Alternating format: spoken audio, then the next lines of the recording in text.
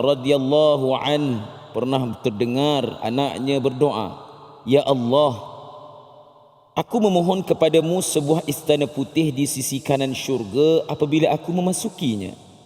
Lalu beliau menegurnya, "Wahai anakku, mintalah kepada Allah syurga dan berlindunglah kepadanya daripada neraka. Kerana aku pernah mendengar Rasulullah sallallahu alaihi wasallam bersabda, sungguh akan muncul dalam kalangan umat ini golongan yang melampaui batas dalam bersuci dan berdoa." Hadis riwayat Abu Daud nombor 96. Jadi insya-Allah tuan-tuan dan puan-puan, inilah hadis yang akan kita huraikan sama-sama, doktor. InsyaAllah. Boleh insya-Allah. Jadi saya serahkan kepada doktor untuk huraian hadis yang kita bincangkan pada hari ini. Baik, terima kasih Ustaz Usaini. Hadirin tuan-puan, para penonton yang dirahmati Allah sekalian. Kalau kita tengok hadis ini, sebenarnya ianya menceritakan tentang apa yang berlaku di antara Abdullah bin Mughaffal, Saidina Abdullah bin Mughaffal dengan anaknya. Iaitu dia mendengar anaknya. Dia kata kat sini sami'a ibnahu, dia mendengar anaknya. Dalam sebuah riwayat yang lain pula menyebut sebenarnya yang mendengar itu juga adalah Sa'ad bin Abi Waqqas. Yang ini adalah di dalam riwayat Abi Daud juga. Maknanya ada dua riwayat yang berbeza. Kedua-dua mereka, Abdullah bin Mughaffal dengan Sa'ad bin Abi Waqqas, dia terdengar anaknya berdoa. Jadi apa yang dia dengar? Dia dengar anak dia kata, "Allahumma inni as'alukal qasral abyad." Wahai Allah, kurniakanlah aku istana putih di sisi an yaminil jannah. Tengok perincian yang dia bawa. Mana istana putih, di sebelah kanan syurga ada pintu. Idza dakhaltu nanti bila aku masuk.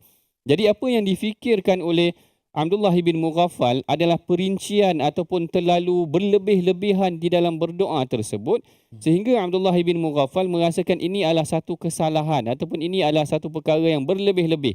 Sedangkan mungkin dia pernah mendengar dan dia pun berkata Rasulullah sallallahu alaihi wasallam tak benarkan kita terlalu berlebih-lebih yang dipanggilkan sebagai ya'tadi ataupun ya'tadun. Nanti kita akan tengok di penghujung hadis tersebut. Sama juga dengan riwayat di dalam riwayat Sa'ad bin Abi Waqqas, perkara yang sama juga. Dia dengar anak dia berdoa, "Allahumma inni as'alukal jannata wa na'imaha wa bahjataha wa zinataha." Ada wa ghurafi wa surur wal bust. Maknanya dia dengar terlalu syurga ni bilik dia macam mana, laci dia macam mana, pintu ni macam terlalu spesifik sangat.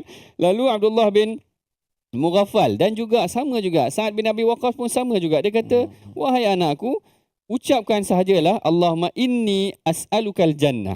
Dia kata ucapkan saja jannah, perinciannya Allah Taala tak mampu kamu bayangkan nanti. Gambarannya sedemikian. Maknanya dia bagi ada di sini ada beberapa bahagian daripada hadis. Bahagian pertama, dia ataupun anak dia berdoa, dia dengar. Bahagian yang kedua, dia perbetulkan apa yang dia doakan tu kesalahan tersebut. Dan yang ketiganya adalah dia menceritakan Rasulullah pernah bersebut penghujahan dia. Dalil dia kenapa? Dia kata, "Innahu sayakunu fi hadhil ummah." Sesungguhnya akan berlaku pada umat ini qaumun ya'taduna fi tuhuri wad du'a. Iaitu orang yang berlebih-lebihan ataupun orang yang melampaui batas dalam bersuci dan berdoa. Kalau dalam bersuci ni, ada juga dalam hadis daripada Sa'ad bin Abi Waqqas yang mana Rasulullah larang Sa'ad daripada kita katakan sebagai berlebih-lebihan dalam berdoa, dalam bersuci. Dalam bersuci. Jadi Sa'ad bin Abi Waqqas tanya, takkan dalam bersuci ni pun ada berlebih-lebihan, apa maksudnya? Lalu Rasulullah kata, kalau dalam sungai pun orang bersuci, kalau dia berlebih-lebihan, dia dianggap sebagai membazir juga ataupun berlebih-lebihan dalam menyucikan diri itu tadi. Dalam bersungai, walaupun dalam sungai air yang banyak tu ketika bersuci, walaupun ada sungai, Rasulullah tak berikan kita lebih 3 kali. Maknanya kalau doktor, kalau saya pernah dengar tu, kalau basuh tangan sampai ke siku tu kena lebihkan. Itu macam mana? Itu adalah saranan daripada hadis kesempurnaan anggota wuduk. Maknanya kita ambil lebih sedikit, nanti akan ghurrah muhjalin, maknanya akan bersinar wajah kita. Bukanlah itu maknanya berlebih-lebihan. Yang berlebihan itu adalah dengan dia buka air banyak ataupun dia berlebih. Patutnya 3 kali, dia buat 10 kali. Kadang-kadang sampai was-was ke sampai kecut dah. Sampai kecut jarinya sedemikian. Yang ini dimaksudkan sebagai satu berlebih-lebihan dalam keadaan bersuci.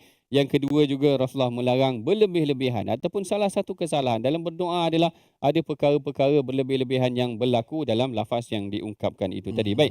Ustaz Husaini, kita ada Baik. kuis untuk sesi yang pertama ni, apakah dia? Soalan kuis kita pada hari ini. Kita pada hari ini. Harapnya jangan dibocorkan lagi. Baik, tuan-tuan dan puan yang dirahmati Allah Subhanahu Wa Taala. Soalan kuis kita pada hari ini insya-Allah. Apa dia, dengar baik-baik ya. Apakah perang terakhir Rasulullah sallallahu alaihi wasallam? Tu soalannya dah keluar dah dekat skrin kita.